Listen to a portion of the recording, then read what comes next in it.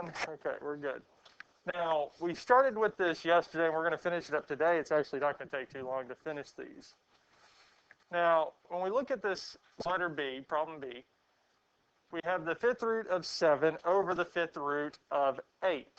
Now, we cannot have a radical in the denominator. We cannot have a radical in the denominator of a fraction. It's just not in simplest form. And the only real reason that I can ever come up with for this is they don't like having non-repeating, non-terminating decimals in the denominator. That's about it. So really what we're going to do with this here is rewrite it, change it, so that we don't have a denominator in the, or a radical in the denominator. We just don't want it there. We cannot have the fifth root of 8 in the denominator. Yes, sir. Okay.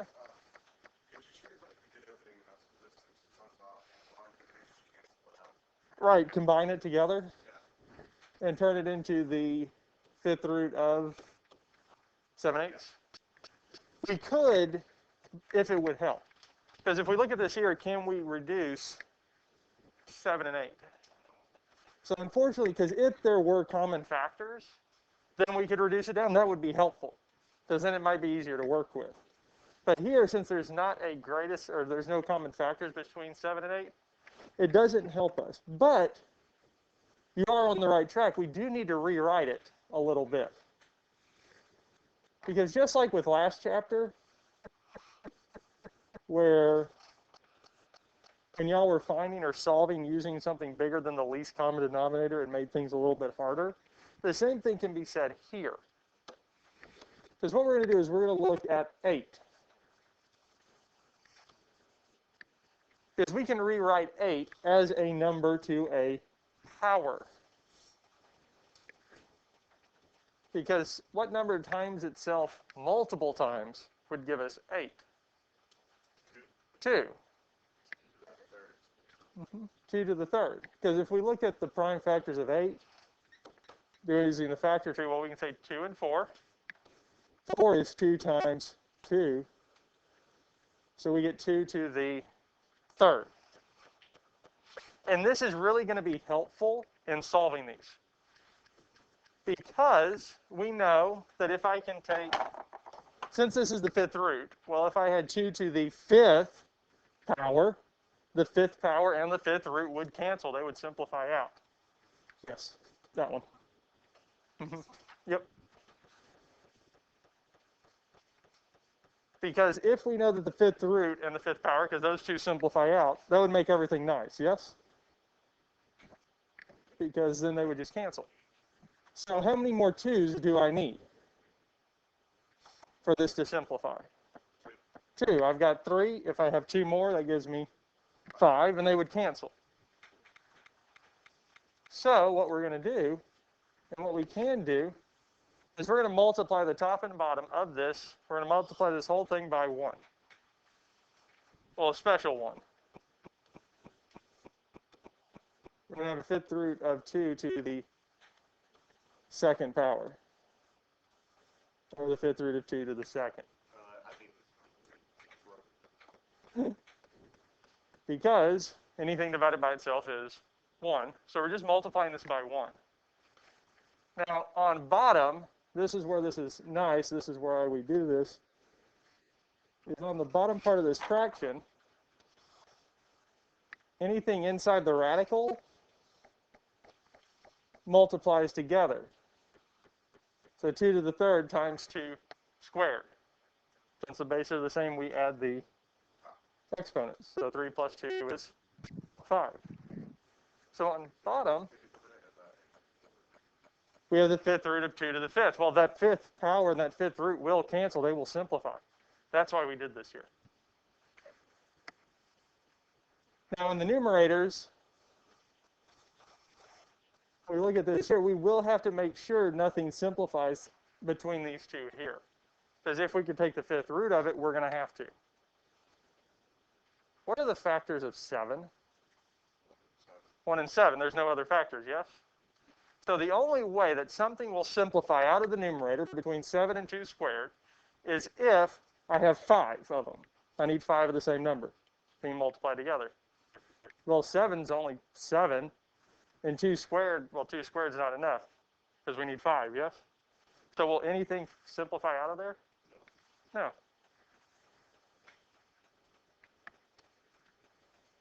Well, what is 2 squared?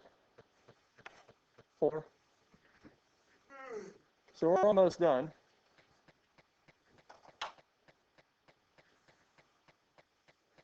Hold on. Nope. Just moving it over to the side. And we know the 5th root and 5 will cancel, leaving us with 2.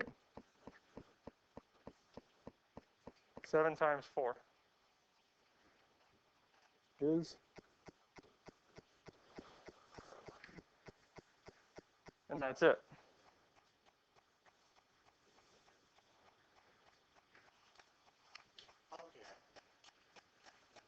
And what we're trying to do is make it so that the denominator doesn't have a radical of any kind. Now we use 2 because it's in the simplest form. If you use 8, because if we had multiplied by 8 to the 4th, because we had 1 8 already, and we multiplied by 8 to the 4th, the denominators would simplify. But 8 is 2 to the 3rd, and if we have it to this 4th power, it'll give us 2 to the 12th, which makes sense. But because of the 5th root, because every group of 5 we have to factor it back out, well,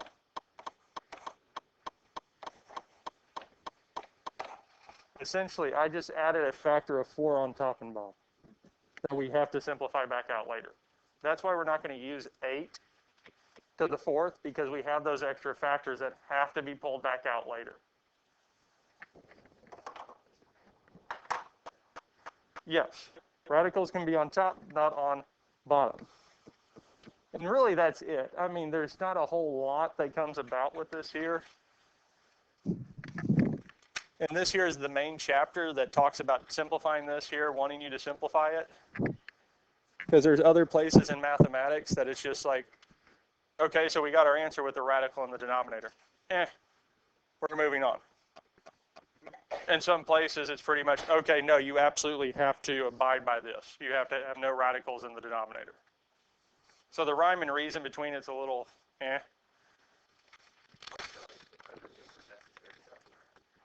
Yes.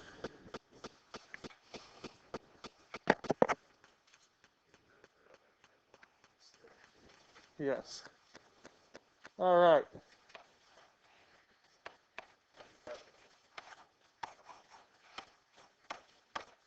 We're going to look at one more of these here, one more of this type. So we look at this here, the 4th root of 19 over the 4th root of 4.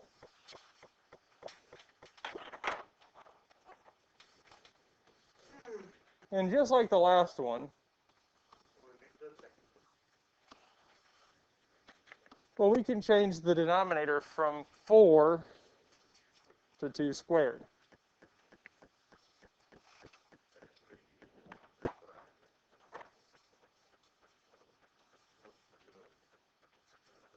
Yes. And we're going to multiply top and bottom by the 4th root of 2 squared. And the reason we're doing this is because since we know 4 is 2 squared, and we know we need to take the 4th root, well, the 4th root and 4th power will cancel. They will simplify out. So, since we have in the denominator the 4th root of 2 squared, I know that I need 4 total, so I'm missing 2. So I'm going to multiply top and bottom by the 4th root of 2 squared to get those denominators to simplify.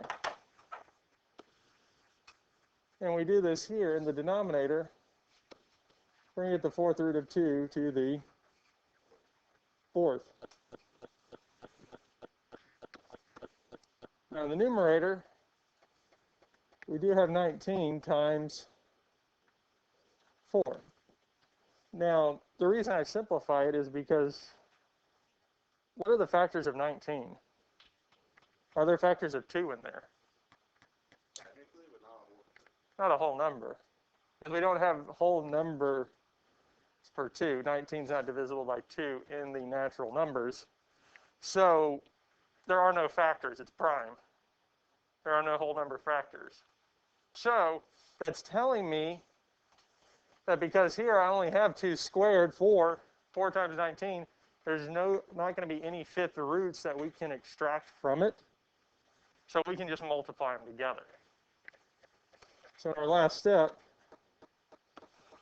the denominator, these will simplify, giving me 2 over the 4th root of 76. And that's our answer.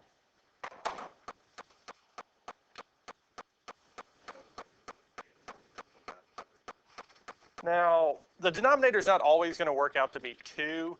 We can have any number for this to work out with. We just normally hope that it's nice numbers. Because, I mean, we could work with a number like the 4th root of 12. Well, that's going to be 2 squared times 3. So we're going to have to figure out what do we need to multiply so that those work out. So we can have more numbers and it get a little bit more complex. Well, it's not really getting more complex. It's just we have to multiply by more things, yes?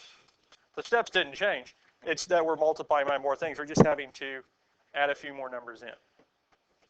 And that's all that would be if at kind of a college algebra level, instead of doing just a number, you could have 2 that you have to use to simplify this down.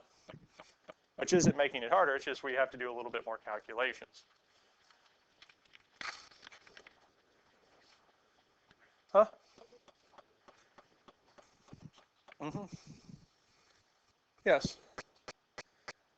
Because we can do it again. I think we did that yesterday. Yeah. So we'll start off with a factor tree. Because again, the calculator won't take the cubed root of 500. Either one. So when we look at 500, let's do the factor tree. All right. 100, yes. That's exactly what you said. How about 100? 5 and 20. 20 is 5 and 4 is 2 and 2. So we want these factors all the way out, the prime factors. So really what we can say is the cubed root of 500 is the same as the cubed root of 2 squared times 5 to the 3rd. Since I have 3 5s and 2 2s, we can write it as this here.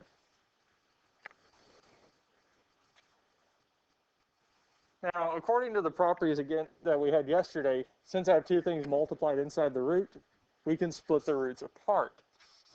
So we can say we have the 5th root of 5 to the 3rd times the 5th root of 2 squared. Not 5th, 3rd. 3rd root. 3rd root on both. And this works going apart. But if we're putting them back together, they have to have the same root. So cubed root and cubed root, we can multiply what's inside.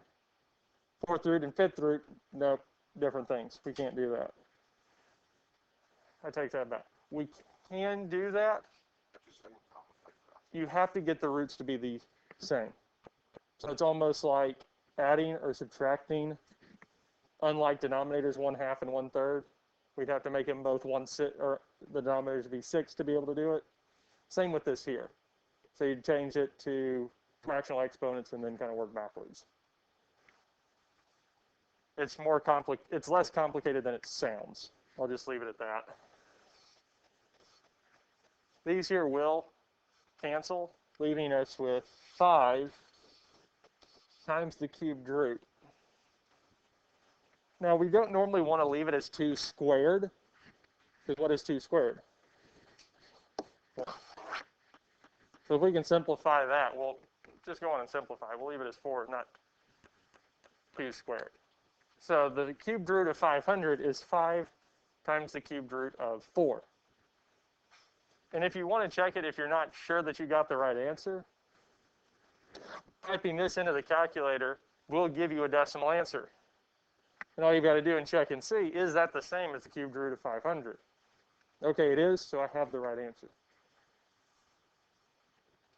Any other questions on these here? Okay. All right, 1 over 5 plus the square root of 3 in simplest form.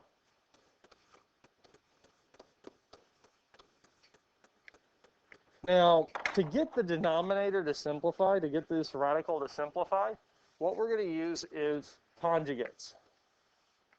I'm going to multiply it by 5 minus the square root of 3. And even if there are square roots on both terms, we're just changing the sign in the middle of them. The second one, we're going to make it negative.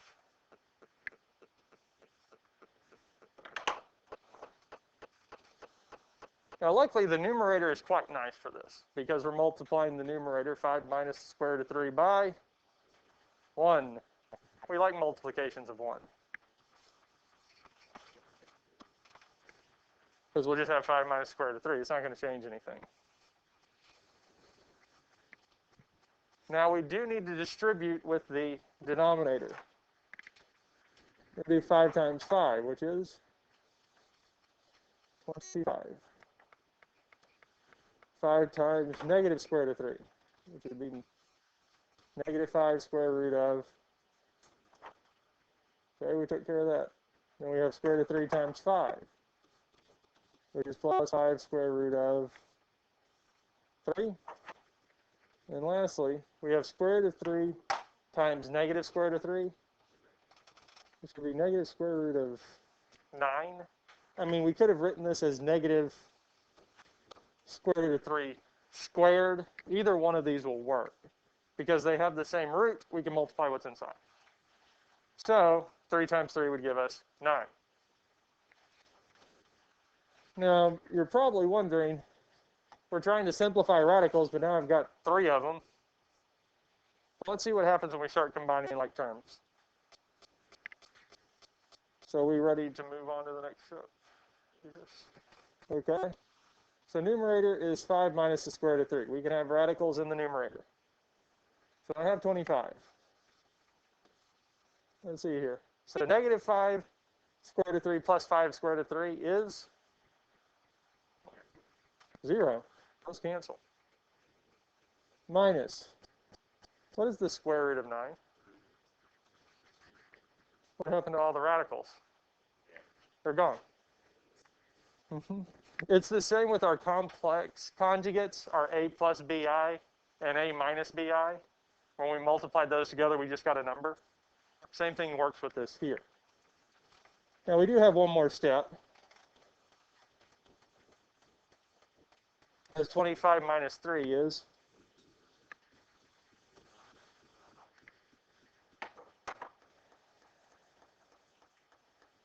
did anybody get this answer first?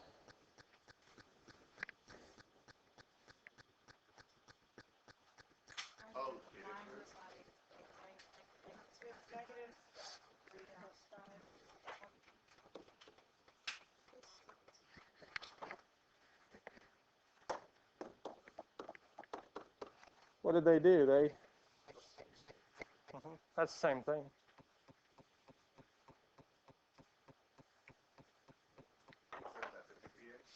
Yeah, they're both the answer. Is negative square root of 3 plus 5 and 5 minus the square root of 3. 5 is still positive, square root of 3 is still negative.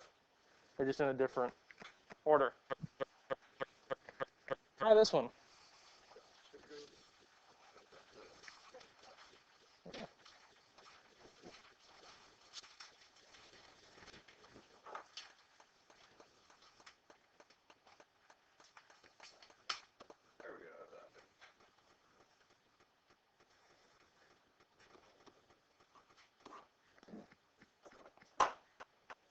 I didn't do that in my head. We did these yesterday. 3. Yep, 3. 2 squared is 4. 7 minus 4 would give us 3. Yeah, that's it. Let's look at, so, yeah.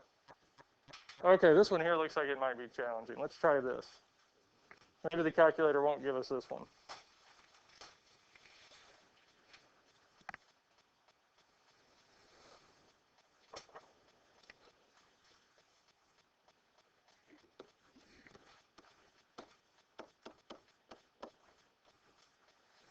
Over.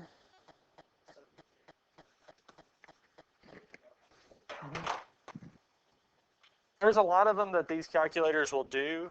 The yellow ones, the TI-30XS, will do for you.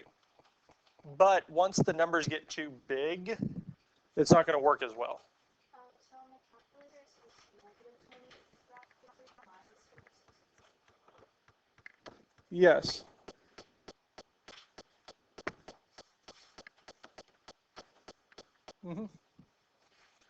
Yeah. Yeah. And the reason is if we look at the denominator, we would get 2 minus 75, which would be negative 73. So instead of leaving the negative in the denominator, they brought it up to the numerator and applied it to everything on top. So that's it.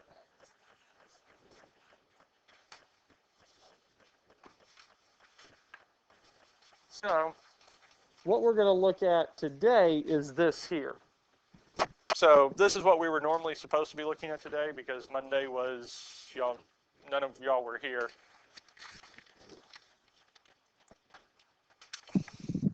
Adding and subtracting like radicals. Now, when we talk about addition, subtraction of like radicals, the radicals need to be the same.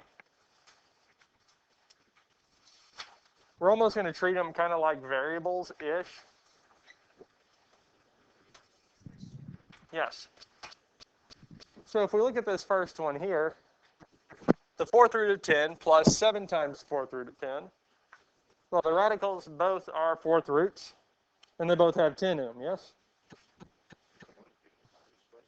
Yep, so here I have 1, here I have 7.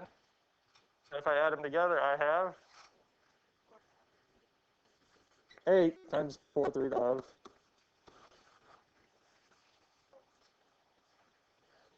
That's it. Why do I feel like that simple thing is a very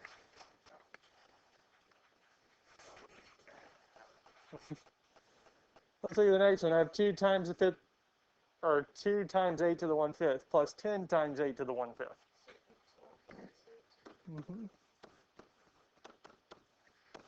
Yep.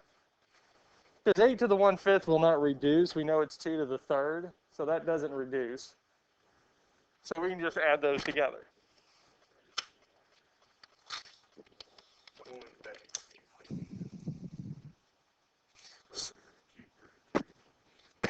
So 54. So we have the cubed root of 54 minus the cubed root of 2. Yes? Are the radicals the same? Well, no. We have the cubed root of 54 and the cubed root of 2. I'm going to erase this here because I'll need to write. What we need is the radicals to be the same. So let's look at 54. One of the factors is 2, because we need it to be 2. So we have 2 times 27. Huh? Right. 27 is what? And 9 is? So, well, hey, we do have a cubed root here, yes? So that means I can rewrite the cubed root of 54 as the cubed root of 3 to the third times 2 minus cubed root of 2. I need space. Well, the cubed root of 3 to the third would just be 3 times cubed root of 2 minus cubed root of 2. So we're able to rewrite it. Cubed root of 3, so here, 3 times cubed root of 2 minus the cubed root of 2. 3 minus 1 is 2 cubed root of 2.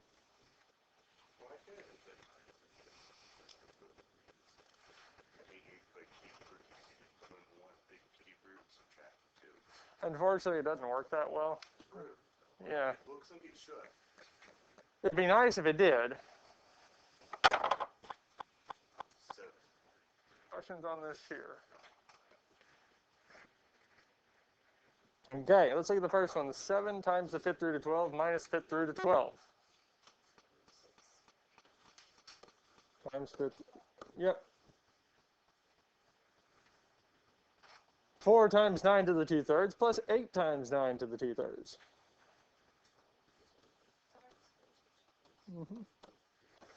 Because those are the same, we can just add the coefficients.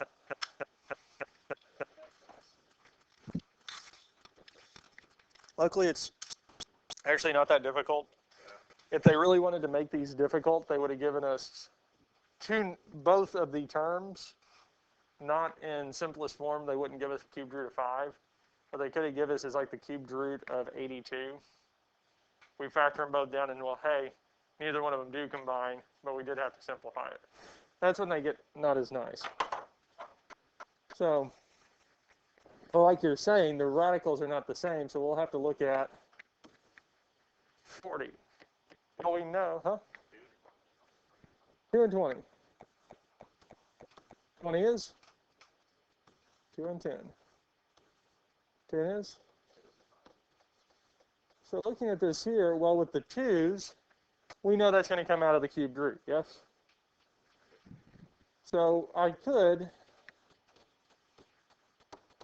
we could just say 2 times the cubed root of 5, yes? We're comfortable with that? Okay. Cubed root of 5 plus 2 times the cubed root of 5 is?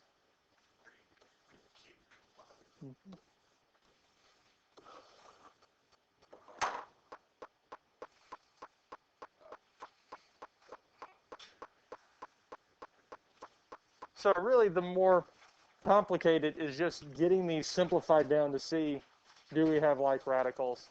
Can we add them? Can we subtract them?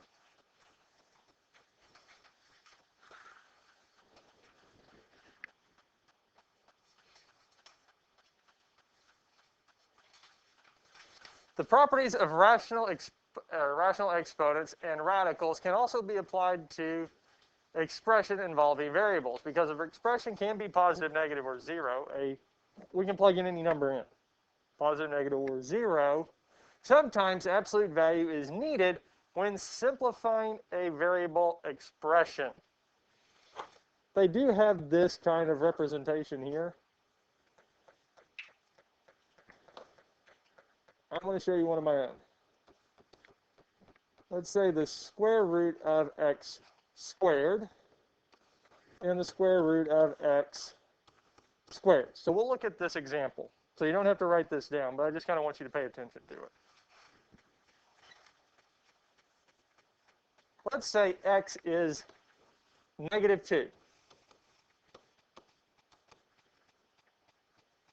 So if we went with our property and said the square root and square cancel out, we would have negative 2, yes? So let's see what happens if I just work it from inside out. Well, negative 2 squared is what? 4. Square root of 4 is?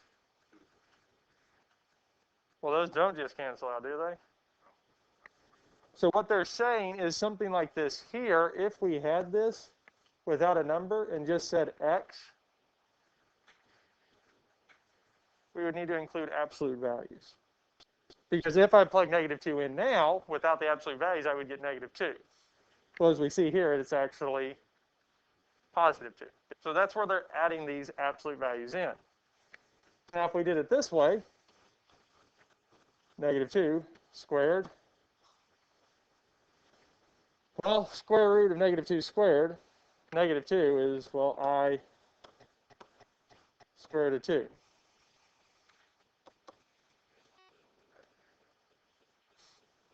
Well, 2 squared, square root of 2 squared, is just going to be 2.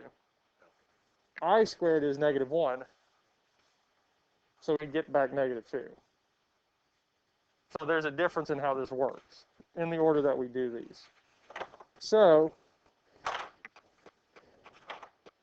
when this really comes into play is if, whenever we take an even root of everything, if the variables simplify all the way, the exponents simplify all the way out, square root of x squared just becomes x, we need absolute values. If it is still to an even power, you do not need them. And we'll look at some examples here. Not that one. These here. Simplify each expression. So when we look at the cubed root of 64y to the 6th, what is the cubed root of 64? Wait, no. 4. 4. Because 64 is the same as 4 to the 3rd. So it would reduce down to 4.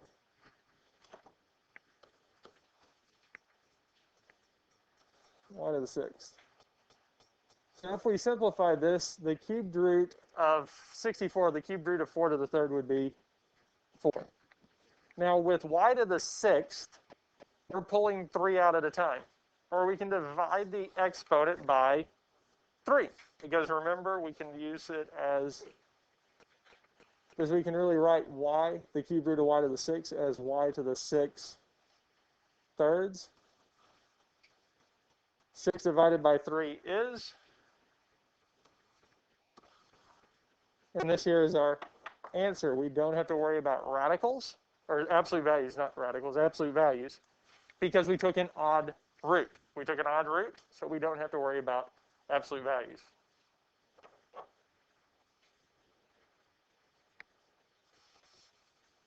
So looking at this one here, we're taking the 4th root of x to the 4th over y to the 8th. So really we're dividing those exponents by 4. And I'll write this out fully because we're really saying we have the 4th root of x to the 4th over the 4th root of y to the 8th. Now again, like we went over the other day, we can change these to fractional exponents. The exponent goes on top, the root goes on bottom. 4 over 4 becomes 1, x to the 1st. 8 divided by 4 is 2, so we have y squared, y to the 2nd power. What are we missing? We need absolute value bars on top. We don't need it on bottom because it's still y squared. It's still to an even power. So if it was to be negative or we have those negative cases, the y squared will take care of it because anything times itself is positive. So we're good there. The x on top, because it was to an even power, it should be positive. The absolute values will take care of that because it doesn't have an exponent anymore. So if we take an even root, and whatever's left, the variable has an odd root, or pretty much an odd root after taking an even root, we need absolute values. If it still has an even power, we don't need them. Questions on this here?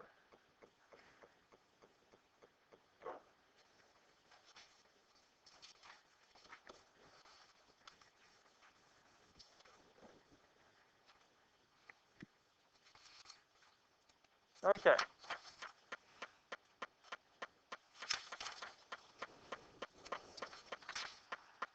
All right.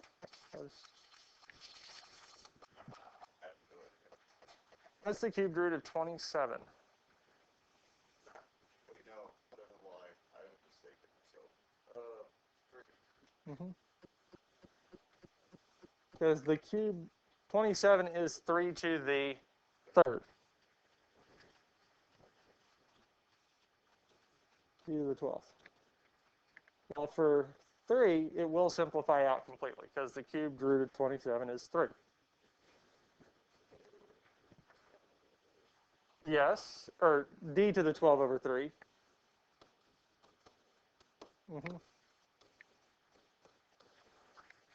And we don't need any absolute values because it is an even root.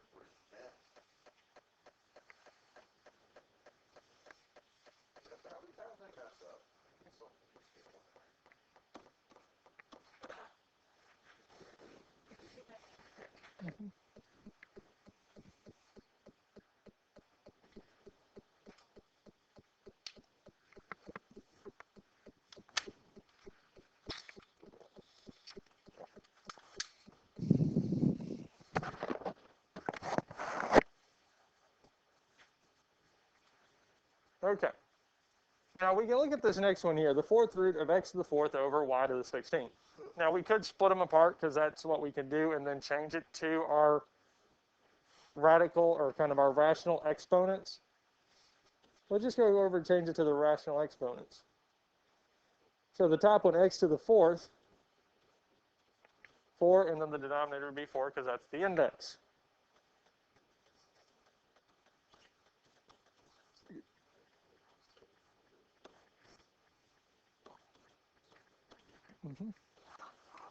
Because the numerator x, 4 divided by 4 would be 1, so we just have x.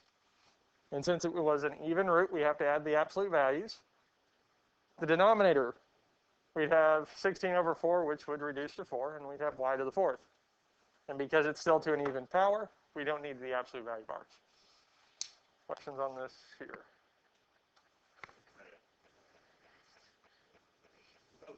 Write each expression in simplest form. Assume all variables are positive.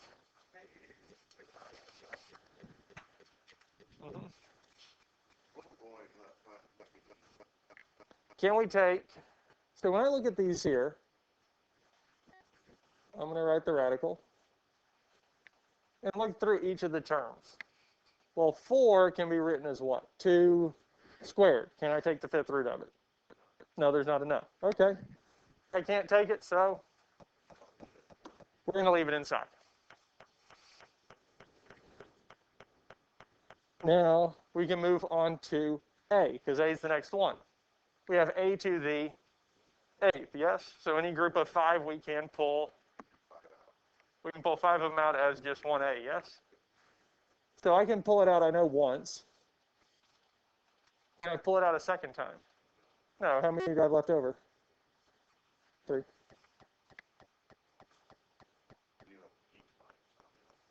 Right, so 14, I can pull 5 out twice, because that would be 10.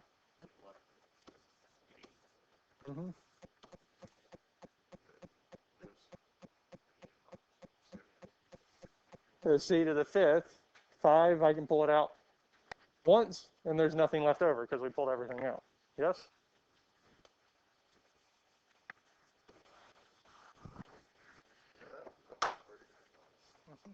Now, we don't need absolute values for this here because it says all variables are positive. So we assume they're all positive, so we don't need to add absolute value bars into this here. All right. Really? Okay. I'm going to skip 2. I want this one here. So we're all on the same page here. So we skipped 2. We'll get to that one there tomorrow because we're running short on time. So we'll look at this here. This will be the last one for today. So looking through these, can we take the cubed root of 2? No, just by itself. So we'll leave it inside. How about the cubed root of a to the 13th? Right, because 3 times 4 would give us 12, so we can pull it out 4 times. And we have how many left over? 1. B to the 3rd. Yep, it is gone from the inside because we have 1 outside. We can pull it out once. A, and then C to the 8th. C is twice. And if you want a kind of an easier way to look at this, what we could do is you could take that exponent, whatever it is. So we'll start off with, say, 13 in the calculator, and we know we have 3s. So we're taking out groups of 3. So I can minus 3. So I can take 13 minus 3. And I get 10. So that's 1. 10 minus 3. 7. Okay, that's 2. 7 minus 3. 4. So 3. 4 minus 3 is 1. That's 4. Okay, I can't subtract 3 again without it becoming negative. So I have it. And you can do that with any of them. So 3 minus 3 is 0. We can do it once. And any of these here and any other powers. Yes. And that's it there.